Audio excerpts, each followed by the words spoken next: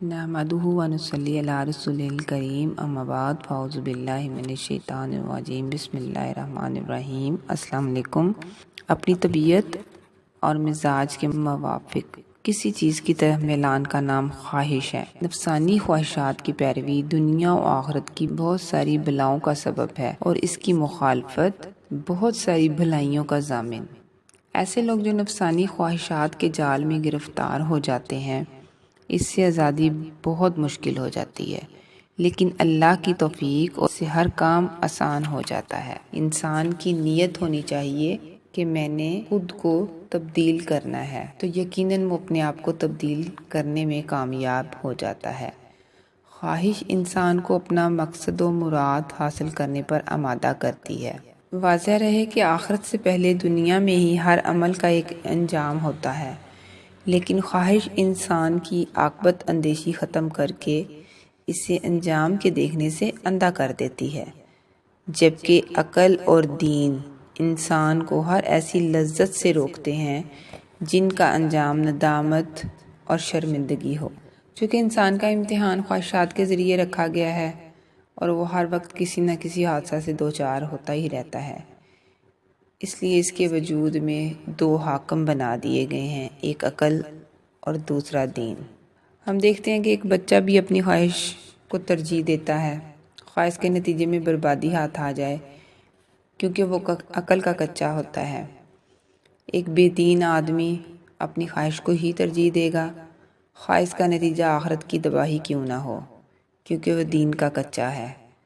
اور ایک بے مروت انسان اپنی خواہش کو ترجیح دیتا ہے، خواہش کی مروت داغدار یا ختم ہو جائے، کیونکہ وہ مروت کا کچا ہوتا ہے۔ اگر یہ سوال کیا جائے کہ اس یا ایسے شخص کے نجات کی کیا صورت ہے جو خواہشات کا غلام بن چکا ہے، تو اس کا جواب بہت سیدھا سادہ سے ہے کہ اللہ کی توفیق اور مدد سے یہ اس چیز سے باہر آ سکتا ہے۔ ہمیں چاہیے کہ اپنے نفس کو ایسی چیزوں کا عادی نہ بنائیں جس کی بنا پر ایک بے عقل چوپایا اس سے بہتر قرار پا جائے، کیونکہ حیوان طبی طور پر اپنے نفع و نقصان کی تمیز کر لیتا ہے اور نقصان پر فائدہ کو ہی ترجیح دیتا ہے۔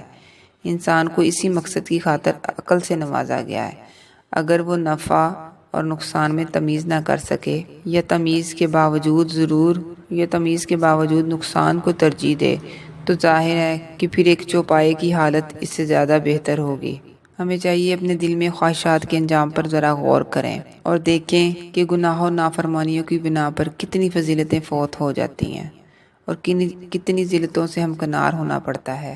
خواہش کے ایک لقمے نے کتنے لقموں سے محروم کر دیا اور ایک لذت نے کتنی لذتوں سے دور کر دیا۔ اپنے نفس کے مطالبے پر ہمیشہ غور کرنا چاہیے اور اپنی عقل اور اپنے دین کے مطابق چلنا چاہیے۔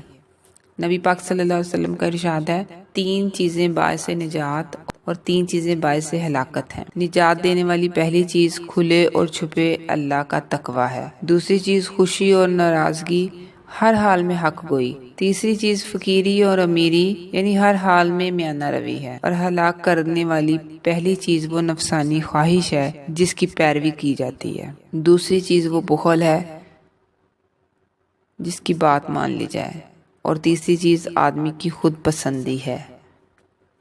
نفسانی خواہش کی مخالفت کرنے سے بندہ اپنے جسم، دل اور زبان میں قوت پا جاتا ہے۔ اس کو اتنی عقل آ جاتی ہے کہ میں نے کس وقت کیا فیصلہ کرنا ہے، اپنی خواہش کے پیچھے چلنا ہے یا اپنے دل اور دماغ اور دین سے کام لینا ہے۔ اپنی خواہش پر غلبہ حاصل کرنے والا اس سے بھی زیادہ طاقتور ہے جو تنہا کسی ملک کو فتح کرتا ہے۔ آخر میں یہ کہوں گی کہ جو شخص خواہش پرستی سے دور ہوتا ہے وہ اپنی قلب و جگر اور جسم و اعضاء کو راحت پہنچاتا ہے، خود بھی آرام میں ہوتا ہے، دوسروں کو بھی اس سے آرام پہنچتا ہے۔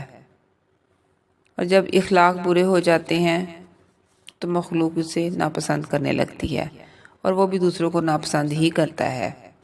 اللہ تعالیٰ سے دعا ہے کہ ہم کو اپنے نفس کی خواہشات سے اپنی پناہ میں رکھے، ہماری خواہشات کو اپنی محبت و رضا کے تابع بنا دے۔ وہ ہر چیز پر قادر ہے اور وہی دعائیں سنتا ہے۔ والحمدللہ رب العالمین وصلی اللہ علی نبینا وسلم۔